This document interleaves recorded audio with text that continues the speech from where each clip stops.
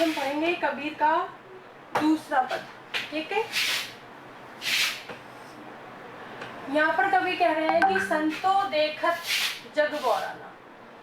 यहाँ पर कबीरदास है वो संतों मतलब सज्जनों को, साधकों को, जो ईश्वर प्राप्ति के लिए अनेक प्रकार के उपाय करते हैं, ठीक है ना, उन सबको संबोधित करते हुए कह रहे हैं कि हे संतों देखो, जग, ये जो संसार है, गौराना मतलब पागल हो गया है। ठीक है, हे साधकों, ये जो संसार है ये पागल हो गया है। ठीक है, फिर आगे कह रहे हैं कि साच कहो तो मारन धावे, कि यदि मैं इनको सत्य बताता हूँ, सही बात बताता हूँ, तो क्या है ये मारन धावे मतलब मुझे मारने के लिए, धावे मतलब दौड़ना। ठीक है, ये मारने के लिए दौड़ते हैं। आई बात समझ में? क्या कह रहे हैं ये? साच कहो तो मारन धावे, यदि मैं इनको सत्य कहता हूँ, सच्ची बात बताता हूँ, तो ये मारने के लिए दौड़ते हैं। झूठे जग पतियाना, ठीक है, पतियाना मतलब विश्वास करना, और ये असत्य बातों पर, झूठी बातों पर विश्वास कर लेते हैं। आई बात सबके समझ में? क्या कह रहे हैं ये? संतों को संबोधित करते हुए कह रहे हैं कि हे सज्जनों, हे साधुओं, ये जो संसार है वो पागल हो गया है। ठीक है, कैसे पागल हो गया है वो? कि जब मैं इनको सच्ची सच्ची बात बताता हूँ, साच का मतलब जब मैं उनको बिल्कुल सत्य कहता हूँ, तो मारन धावे, धावे मतलब दौड़ना, तो ये मुझे मारने के लिए दौड़ते हैं। झूठे जगपतियाना, और ये संसार जो है वो झूठी बातों पर, असत्य बातों पर विश्वास कर लेता है। ठीक है, दो लाइनों में कोई किसी को दिक्कत, कोई प्रॉब्लम किसी को?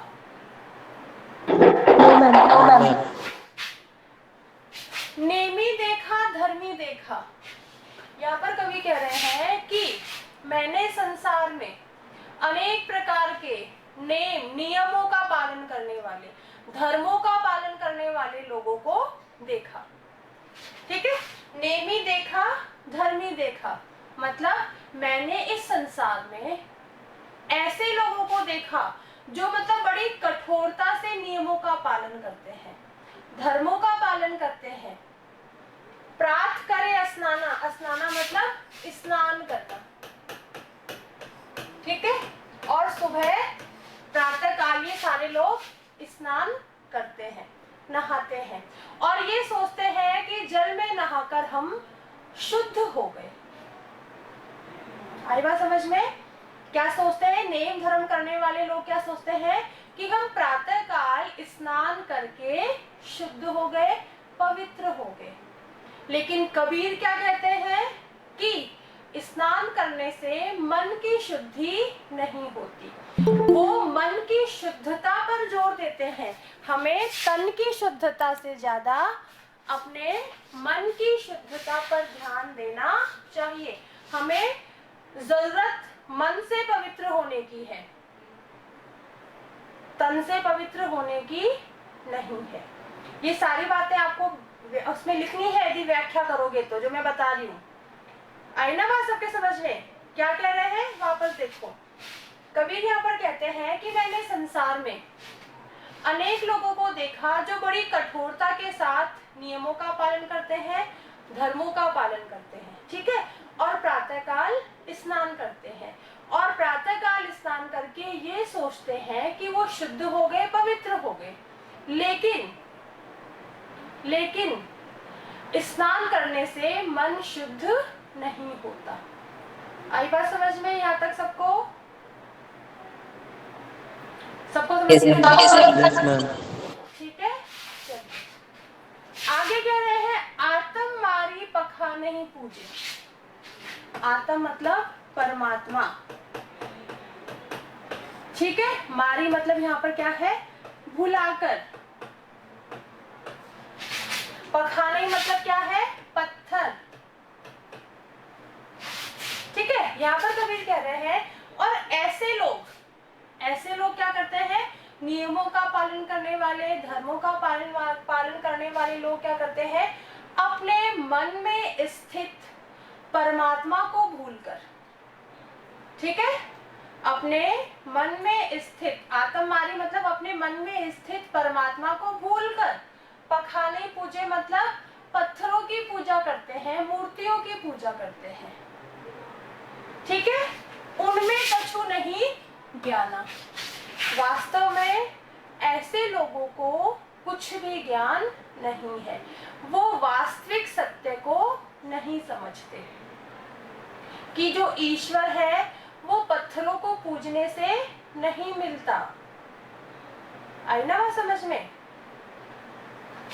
ये लाइन समझ में आ गई? क्या कह रहे हैं यहाँ पर कबीर, क्या कह रहे हैं कि जो नियमों का, धर्मों का पालन करने वाले लोग अपने मन में स्थित परमात्मा को भूलकर पखाने पूजे मतलब पत्थरों की पूजा करते हैं, उनमें कुछ नहीं ज्ञाना। तो ऐसे लोगों में कुछ भी ज्ञान नहीं है, उनको वास्तविक ज्ञान पता ही नहीं है, ठीक है। क्या ज्ञान पता नहीं है कि जो ईश्वर है वो पत्थरों की पूजा करने से नहीं मिलते। आई बात समझ में? फिर आगे कह रहे हैं कि बहुतक देखा पीर औलिया पढ़े किताब कुराना। ये कह रहे हैं कि मैंने मुसलमानों के बहुत सारे पैगंबर औलिया देखे हैं। औलिया मतलब जो उनके धर्म गुरु होते हैं, ठीक है। मैंने ऐसे पीर औलिया देखे हैं जो मतलब उनके धार्मिक ग्रंथ कुरान को पढ़ते पढ़ाते हैं। मुसलमानों का धार्मिक ग्रंथ कौन सा है? कुरान। जैसे हमारा रामायण महाभारत है वो हमारे लिए पूजनीय ग्रंथ है जिसकी हम पूजा करते हैं, तो ऐसे मुसलमानों का ग्रंथ कौन सा है? कुरान, ठीक है। तो कबीर क्या कह रहे हैं कि मैंने ऐसे मुसलमानों के अनेक पीर पैगंबर देखे, औलिया देखे जो कि अपने धार्मिक ग्रंथ कुरान को पढ़ते हैं और पढ़ाते भी हैं। फिर आगे कह रहे हैं कि कै मुरीद तदबीर बतावे। मुरीद मतलब शिष्य, उनके जो शिष्य होते हैं, ठीक है। तदबीर मतलब क्या है? उपाय, कि वो अपने शिष्यों को खुदा को प्राप्त करने के अनेक तरह के उपाय बताते हैं। कौन बताते हैं? मुसलमानों के पीर औलिया। वो अपने शिष्यों को खुदा, जो उनका खुदा है, उसको प्राप्त करने के अनेक तरह के उपाय बताते हैं। उनमें उहे जो ज्ञान, उहे मतलब सांसारिक ज्ञान, ठीक है। लेकिन उन लोगों के अंदर सिर्फ सांसारिक ज्ञान है, वो ही उसी ज्ञान को वो जानते हैं जो संसार में प्रचलित है। वो उस ज्ञान का गहराई से उस ज्ञान की जानकारी नहीं रखते हैं कि खुदा कैसे प्राप्त होता है। आई बात समझ में सबके? क्या कह रहे हैं ये कबीर यहाँ पर कि मैंने मुसलमानों के ऐसे पीर पैगंबर देखे, औलिया देखे जो मतलब अपना धार्मिक ग्रंथ कुरान को पढ़ते भी हैं और पढ़ाते भी हैं। वो अपने शिष्यों को खुदा को प्राप्त करने के कई तरह के उपाय बताते हैं, लेकिन उनमें जो ज्ञान है वो संसार में जो प्रचलित है वो ही ज्ञान है। आई बात सबके समझ में कि वो भगवान कैसे प्राप्त होते हैं इस बात की जानकारी नहीं रखते। किसी को यहाँ तक कोई दिक्कत? No ma'am. No ma'am. No ma'am. आगे कह रहे हैं आसन मार डिंब धरी बैठे। डिंब मतलब मुद्रा, मुद्रा में बैठना, ध्यान लगाना, ठीक है। यहाँ पर कबीर कह रहे हैं कि मैंने ऐसे अनेक साधकों को भी देखा है, ऐसे अनेक साधना करने वाले साधुओं को भी देखा है जो मतलब ईश्वर की प्राप्ति के लिए आसन मारे डिंब धरी बैठे मतलब ध्यान की मुद्रा में बैठ जाते हैं। क्या कहेंगे हम कि मैंने ऐसे अनेक साधकों को भी देखा है। साधक कौन होते हैं? साधु लोग, ठीक है, जो कि भगवान की साधना करते हैं, ठीक है। तो कबीर कह रहे हैं कि मैंने ऐसे अनेक साधकों को भी देखा है जो ईश्वर की प्राप्ति के लिए ध्यान की मुद्रा में समाधि लगाकर बैठ जाते हैं। मन में बहुत घुमाना, और उनका जो मन है वो बहुत घमंड से भरा हुआ है। किस बात का घमंड है उनको? कि हम सच्चे साधक हैं, कि हम ईश्वर के सच्चे भक्त हैं। आई बात समझ में? मन में बहुत घुमाना, उनको अपने मन में इस बात का घमंड रहता है कि हम ईश्वर के सच्चे भक्त हैं। ठीक है, फिर आगे कह रहे हैं कि पीपर पाथर पूजन लागे। ऐसे लोग क्या करते हैं?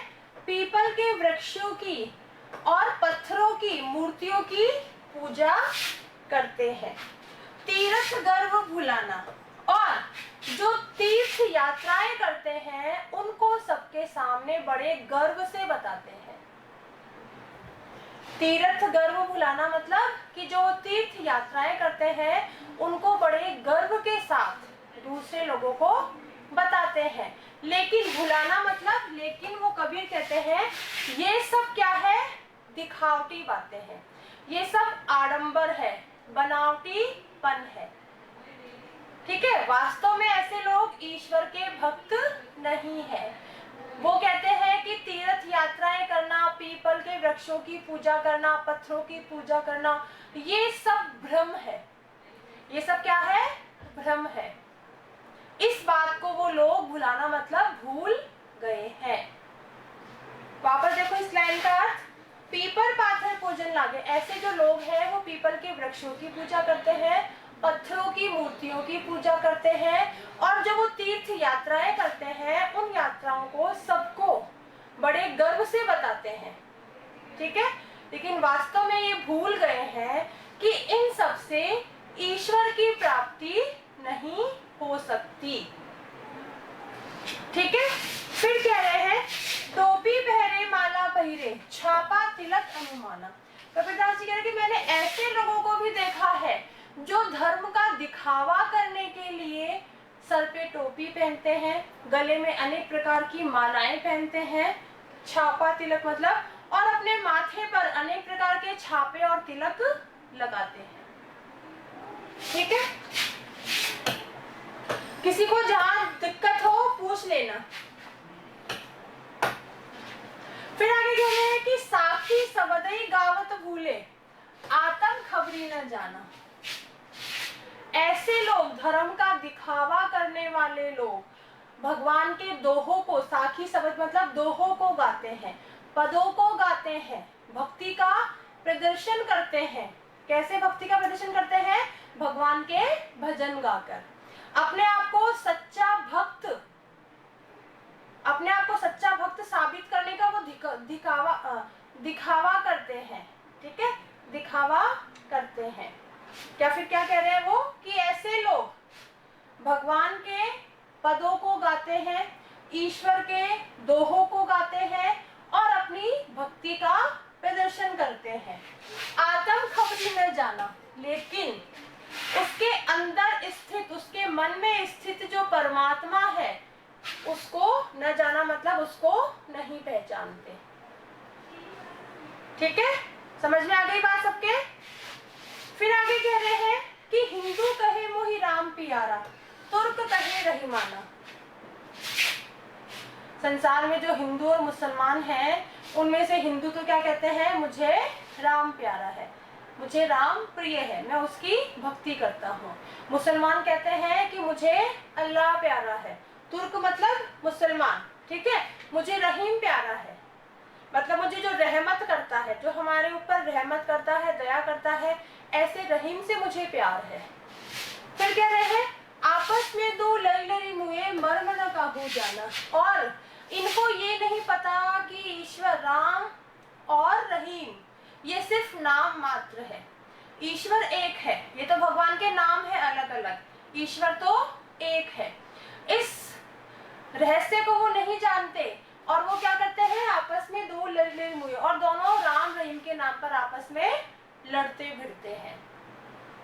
ठीक है, हिंदू और मुसलमान राम और रहीम के नाम पर, मतलब धर्म के नाम पर आपस में लड़ते मरते हैं।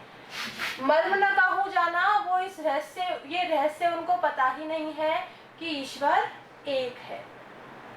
ठीक है, घर घर मंत्र देत फिरत है महिमा के अभिमाना। मुसलमानों के और हिंदुओं के जो धर्म गुरु हैं वो घर घर जाकर ईश्वर की प्राप्ति के अनेक उपाय बताते हैं और उनको मंत्र देते हैं कि तुम इस मंत्र का जाप करो, इससे तुम्हें ईश्वर की प्राप्ति हो जाएगी। महिमा के अभिमाना और उनको इस बात का घमंड है, अभिमान है कि हम सच्चे धर्म गुरु हैं, जो अपने शिष्यों को या दूसरे लोगों को ईश्वर प्राप्ति के मंत्र देते हैं, उनको उपाय बताते हैं कि ईश्वर की प्राप्ति कैसे हो सकती है। ठीक है, ये किनको घमंड है, इस बात का किसको घमंड है? हिंदू और मुसलमान के धर्म गुरुओं को। वो धर्म गुरु घर घर जाकर क्या करते हैं, क्या करते हैं बताओ? मंत्र देते हैं। मंत्र देते हैं। किस चीज का मंत्र देते हैं? ईश्वर की प्राप्ति। ठीक है, फिर कह रहे हैं कि गुरु के सहित सिक्खे सब बूढ़े अंतकाल पछिताना। ऐसे अज्ञानी गुरुओं के जो सिक्खे मतलब शिष्य हैं, बूढ़े मतलब डूबना। ठीक है, बूढ़े मतलब क्या है? डूबना।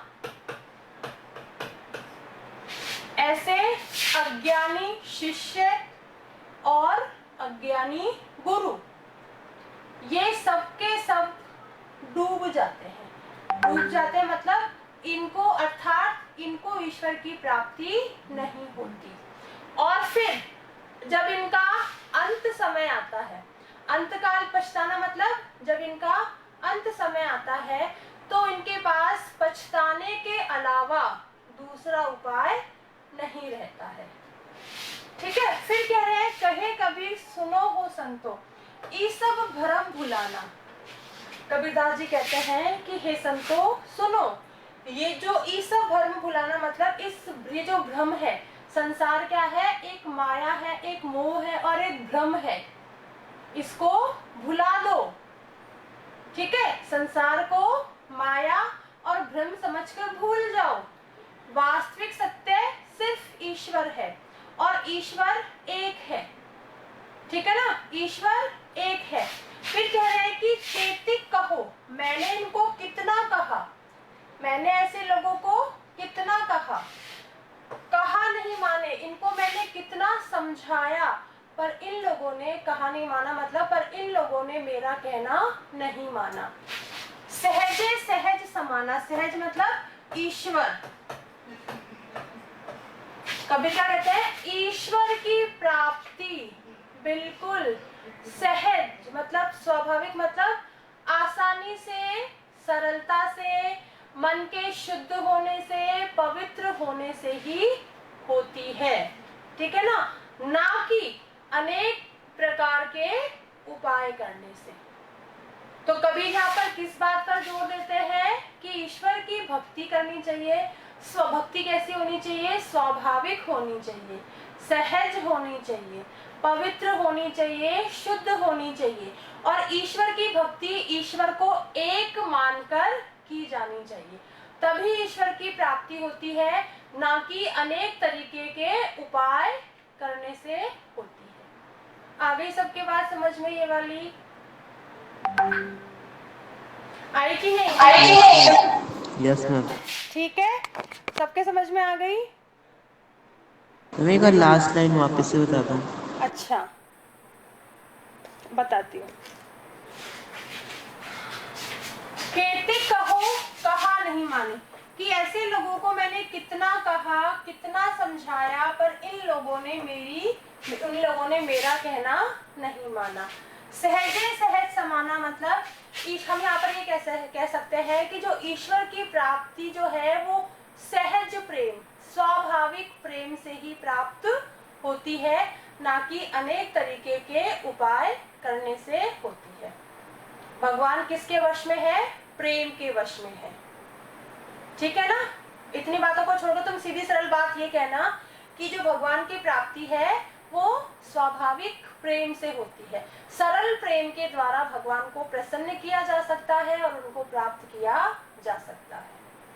ठीक है, तो ईश्वर ने किस बात पर जोर दिया है कि अनेक प्रकार के धार्मिक आडंबर दिखाने की बजाय भगवान से प्रेम करो। ठीक है, भगवान से तुम्हारा प्रेम जितना सरल होगा उतनी ही जल्दी तुम्हें भगवान मिल जाएंगे, तुम्हें भगवान की प्राप्ति हो जाएगी। ठीक है, कोई दिक्कत किसी को? आप बताओ, कोई लाइन समझ में नहीं आई तो पूछो। है किसी को कोई दिक्कत? No ma'am. ठीक है, चलिए ठीक है बेटा। Okay, thank you ma'am. Bye bye सबको, लेफ्ट हो जाइए।